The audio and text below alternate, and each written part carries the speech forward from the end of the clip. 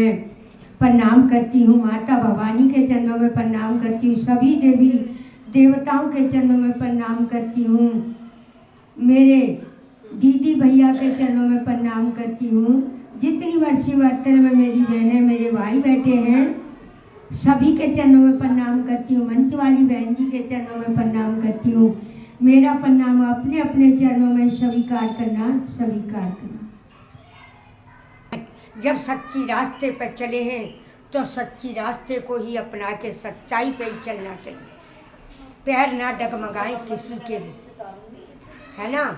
बैठिए शकुंतला गुरु बहन, बैठिए, आइए। वीडियो खराब कर रही हूँ बार बार। ना करूँगी। उस राजा के माता पिता भी जिंदे होते हैं और उसकी पत्नी भी होती है, बीवी बच्चे पोती पोता सभी होते हैं, पूरा परिवार होता है।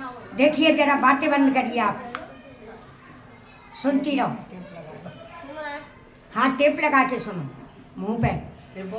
तो क्या होता है कि वो कहीं कहीं बड़े बड़े सत्संगों की आवाज़ें सुनता है, उसका मन करता है अब मैं बुढ़ा हो चुका और मैं भी सत्संग सुनने जाया करूं। अब मैं बुढ़ा हो चुका हूँ, नाती पोता है गए तो मैं बुढ़ा ही हो गया, तो मैं भी कहीं सत्संग सुनने जाया करूं। तो चला गया, कभी कभी जाया कर, अपना दूर बैठा रहा कर, सुनता रहा कर, दूर बैठा सुनता रहा कर, देखा करे कि भाई यहाँ तो बहुत अच्छी बातें सुनने मिलती हैं। अब एक दिन वो गुरुजी बोले कि भैया उन्हें बुला दीजिए, उन्हें कि जो दूर बैठे कहाँ हैं। पहुँच गए, नमस्कार गुरुजी, राम राम, सब बातें कर ली, ठीक ठाक रहे कि अच्छा क्या बात है, आते हो और दूर से ही चले जाते हो। कि गुरु महाराज इसी में फ़ायदा है कि जो मैं आता हूँ और दूर से चला जाता हूँ, मेरे बाल बच्चे इंतज़ार करते होंगे मेरा, तो क्या वो सत्संग है अभी आए नहीं।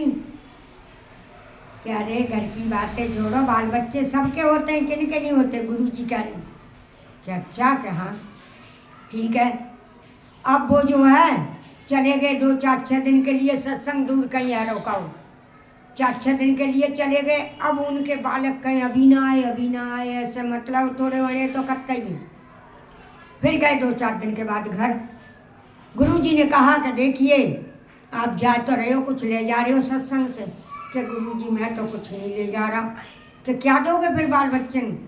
कि दूंगा क्या, मेरा तो सब कुछ उन्हीं के पास है।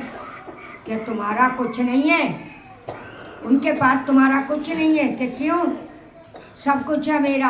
कि अच्छा एक मेरी बात मानोगे, सत्संग आते हो तो कि अपने इस मन चंचल को सावधान रखना घर के अंदर, और सांस को रोक के रखना, 2-4 मिनट के लिए सांस रोक के रखना। कि बस यही बात है। कहाँ यही बात है, आप देखना तो सही। बाजी वो घर आया, बच्चे अपनी अपनी सब कह रहे, पत्नी भी और बच्चे भी, पोती पोता, इतने दिन कहाँ लगा दे ऐसे कर रहे ना। अब वो अपनी सांस को रोके चुप बैठे सावधानी से, गुरुजी का कहना मानना था। अब उनने सांस तो रोकी, सावधान हुए, तो उनकी थोड़ी 2-4 घंटे को बेहोशी है गई। तो 1-2 घंटे के लिए उन्हें बेहोशी जब है गई तो गुरुजी बुलाए, करे तुम्हारे यहाँ सत्संग में गए, हमारे बाबा को, हमारे पति को क्या हो गया, ये क्या हुआ, ये तो बिल्कुल बेहोश है गई, न की तो कहीं सांस निकालना है।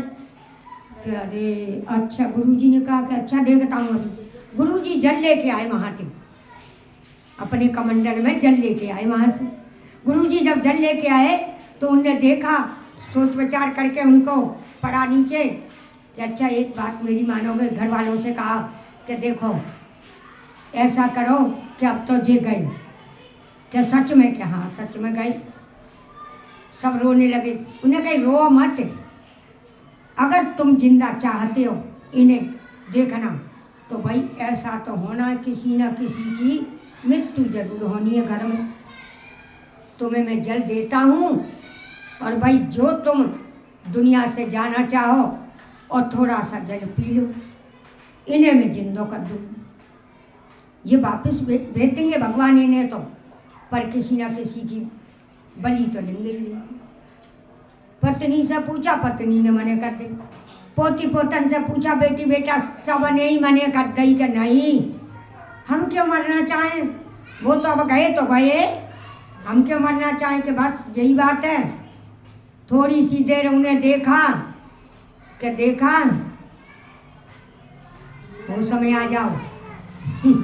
गुरुजी ने अपने नाम का जो कमंडल में लाए 1-2 बूंद उनके ऊपर छिड़क दो अच्छी तरह से, और वो जिंदे अगे राजा साहब कि देखा अपने परिवार का हाल, तुम्हारे मरने में कोई दूसरा नहीं मरना चाहता है ना, तो इससे अच्छा तुम मेरा कहना मान लो, अपने सतगुरु को मान के चलो। गुरुजी ने कहा राजा से कि सतगुरु को मान के चलो, अब हमारा या आपका किसी का कुछ नहीं है धरती पे, और एक दिन इनका भी सबका नहीं रहेगा जो मने कर रहे। पराई आई में या किसी मरे के साथ कोई मरना नहीं चाहता है, ये तो बहुत पुरानी बातें हैं मेरी बहनें हो, है कि ना। कृष्ण भगवान ने भी यही कहा था अपनी माता से यशोदा से कि माँ तुमने अच्छा करा कि तुम जमुना में नहीं कूदी कि मेरा बेटा शेषनाग पे नाच रहा है या जमुना में डूब गया है। कल युग की सब माता बहनाएं मरे के संग मर जाती, ये बहुत अच्छा करा। अब कोई कल युग की माता बहना ऐसा नहीं करेगी। मेरी बहनें हो क्षमा करना, मैंने चर्चा आपको बड़ी सी सुना दी।